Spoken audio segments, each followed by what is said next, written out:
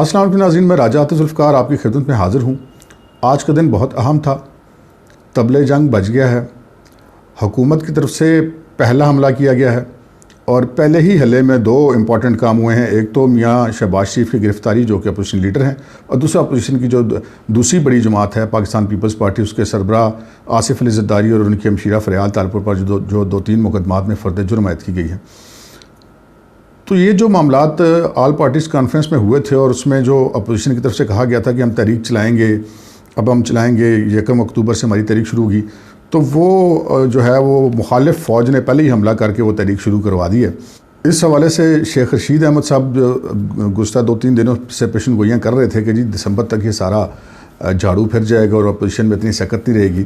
अब देखना यह है कि अपोजिशन इस सारी सूरत हाल का मुकाबला किस तरह करती है। लेकिन बहरहाल शहबाज शरीफ जो बुनियादी तौर पर एक मफाहमत की सियासत पर यकीन रखते थे, बिल आखिर उन्हें जो है वो अपने भाई का साथ देते हुए मज़ाहमत की सियासत की तरफ आना ही पड़ा। और ज़रा का ये भी कहना है कि जिस दिन मियाँ नवाज शरीफ ने ये ट्वीट किया था कि अब कोई भी फ़ौजी क़यादत से नहीं मिलेगा और अगर मिलेगा तो ऐलान करके मिलेगा, उससे पहले एक मुलाकात शहबाज शरीफ की कुछ लोगों से हुई थी, जिसमें मियाँ शहबाज शरीफ को ख़ासी पुरकशिश ऑफ़र्स भी की गई थी, जिसमें वफाक में भी और पंजाब में भी उनको बहुत सारी सहूलतें बहम पहुँचाने की ऑफ़र्स शामिल थी। इसके साथ साथ हम देखते हैं कि जो पीपल्स पार्टी वाला मामला हुआ और फिर इस गिरफ़्तारी के फ़ौरन बाद मरीम नवाज़ की एक प्रेस कॉन्फ्रेंस। मरीम नवाज़ ये ज़हन में रहे कि वो नवाज शरीफ की बेटी तो हैं ही हैं, लेकिन वो मुस्लिम लीग नून की नायब सदर भी हैं और पार्टी का सदर गिरफ़्तार हो गया और उसके बाद नायब सदर ने फ़ौरी बाद उसकी प्रेस कॉन्फ्रेंस की। मरीम बहुत आज जारहाना मूड में थी। उन्होंने बहुत पुरएतमाद तरीके से और बहुत सख्त बातें की। उन्होंने बहुत सख्त किस्म के मैसेजेस दिए।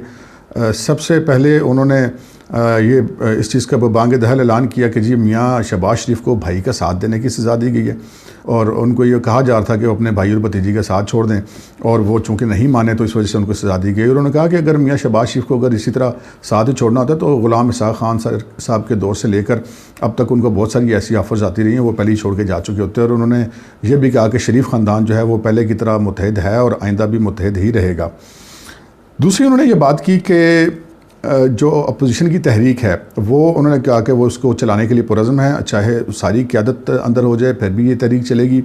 और तहरीक चलने वाला जो मामला है, उन्होंने कहा कि मियाँ नवाज शरीफ इस तहरीक को ख़ुद लीड करेंगे। उनकी सर्जरी दिसंबर में है और उसके बाद वो ख़ुद मैदान में बराह रास्त इसको लीड करेंगे फ़िज़िकली भी, लेकिन वैसे बहरहाल लीड तो वो अभी भी कर ही रहे हैं। और उनसे मुख्तलिफ़ किस्म के सवालात भी किए गए प्रेस कॉन्फ्रेंस में। मसलन एक सवाल ये मियाँ नवाज शरीफ के घर के बाहर लंदन में कुछ लोगों का एहतजाजी मुज़ाहरा था, जिस पे मरीम ने एक बड़ा वाज़ेह मौक़िफ़ इख्तियार किया। उन्होंने कहा कि जी उस मुज़ाहरे की अब क्या अहमियत है जिसमें लोग हुडीज़ पहन कर और मुँह पर नकाब लगा के आए थे, जो अपनी शनाख्त नहीं बताना चाहते थे। तो उन्होंने उन मुज़ाहरा करने वालों को नामालूम अफराद कहा और उन्होंने कहा कि नामालूम अफराद की फिर जो एहतजाज होता है वो फिर नामालूम ही होता है। उसके साथ ही उन्होंने जो वो आसिम सलीम बाजवा पर जो हमला है वो भी अपना जारी रखा और उन्होंने बड़ी शिद्दत से कहा कि आसिम सलीम बाजवा जो हैं उनसे रसीदें ज़रूर ली जाएं और आसिम सलीम बाजवा को रसीदें देनी पड़ेंगी, एहतसाब का दौरा मेयार नहीं होगा।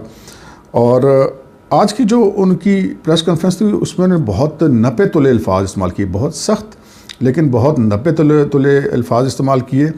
और उन्होंने ये कहा कि जी मुस्लिम लीग नून इस तहरीक को हर सूरत में चलाएगी, चाहे शहबाज शरीफ साहब अंदर हों चाहे कोई भी अंदर हो। ये तो थी मरीम नवाज़ की प्रेस कॉन्फ्रेंस। नाज़रीन, अब हम बात करते हैं कि ये जो अब सिनेरियो बन रहा है इसमें आगे होना क्या है। शहबाज शरीफ जो हैं वो उनकी जो मुस्लिम लीग नून के सदर के अलावा भी एक बहुत इंपॉर्टेंट हैसियत है, वो इंपॉर्टेंट हैसियत है कौमी असम्बली में अपोजिशन लीडर की। कौमी असम्बली में अपोजिशन लीडर अंदर हो गया और जो बाकी बड़ी पार्टियों के लोग हैं, आसिफ ज़रदारी साहब भी फ़र्द जुर्म आयद हो गई और अब मौलाना फजल रहमान साहब को भी नायब में बुलाया गया। हमारे ज़राए का ये कहना है कि मौलाना फजल रहमान साहब अगर वो पेश हुए उस नायब के उस समन पे, जैसा कि उन्होंने 1-2 दिन पहले मुख्तलिफ तकारीब में जो तकरीरें की, उन्होंने कहा कि हमने तो कहा है कि ठीक है, हमें तो उन्होंने दावत दी है कि आ जाएँ मैदान में, तो हम तो पहले इसके मुंतज़िर थे। तो ये शुनीद है कि जमीयत उलमा इस्लाम के जो 10,000 जो कारकुन नहीं रज़ाकार फ़ोर्स जो उनकी मुसल्लह फ़ोर्स है वो उनके साथ आएगी नैब में। और एक तरफ ये बात है, दूसरी तरफ कुछ ऐसी भी इत्तलात मिल रही हैं कि मियाँ नवाज शरीफ ने पाकिस्तान में मौजूद अपनी साहबजादी मरीम नवाज़ को भी कहा कि उस पेशी के मौके पे भी मुस्लिम लीगी कारकुनों को एक हदायत की जाए कि वो वहाँ पर पेश हों। जब मौलाना फजल रहमान तो ये मुस्लिम लीगी कारकुन भी पहुँचे, और ये भी मुमकिन है कि मौलाना फजल रहमान से ज़ारे यकजहती करने के लिए मरीम नवाज़ वहाँ पर ख़ुद पहुँचे। नाज़रीन, मियाँ नवाज़ शरीफ तो मुल्क से बाहर हैं, मियाँ शहबाज शरीफ गिरफ़्तार हो गए, आसिफ ज़रदारी और फरियाल तारपुर पर फ़र्द जुर्म आयद हो गई। तो अब जो बज़ाहिर लगता है वो क़यादत आ गई है जिसे कहते हैं इनकी अगली नस्ल में। एक तरफ मरीम इधर से क़यादत करेंगे मुस्लिम लीग नून की, दूसरी तरफ से बिलावल क़यादत करेंगे पीपल्स पार्टी के। तो जो ये दोनों जो लोग हैं ये बहरहाल शहबाज शरीफ की तरह ठंडे मिजाज के नहीं हैं, गर्म मिजाज के लोग हैं, जज्बाती हैं।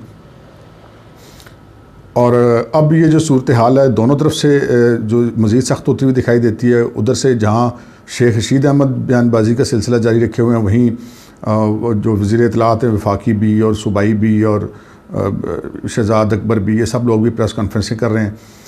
इस सारे मामले में जो इम्पॉर्टेंट चीज़ है वो ये है कि अगर हुकूमत अपनी यही पॉलिसी रखती है और तमाम लीडरशिप जो बाहर है उनको भी अंदर कर देती है, तो उनका अगर ये ख्याल है कि ये तहरीक रुक जाएगी तो ये मुमकिन है कि वक्ती तौर पे उस तहरीक को कोई नुकसान पहुँचे, लेकिन इसके दूरस्थ नताइज बड़े ख़तरनाक होंगे। वो ख़तरनाक ऐसे होंगे कि जैसे कि आपने देखा कि परसों इन्होंने कीमतें बढ़ाई, बिजली की भी कीमतें बढ़ाई, इन्होंने अद्वियात की कीमतें भी बढ़ाई, आटा भी आसमान पे जा रहा, हर तरफ यही पोजीशन है। और जो आम आदमी है उसके अंदर एक लावा पक रहा है, वो लावा किस वक्त बाहर निकल आएगा कुछ कह नहीं सकते। तो जनाब अब हुकूमत की तरफ से तबले जंग बज चुका है, दूसरी तरफ से मरीम नवाज़ ने भी कोई ताख़ीर किए बगैर उसका तुर्की ब तुर्की जवाब दिया है।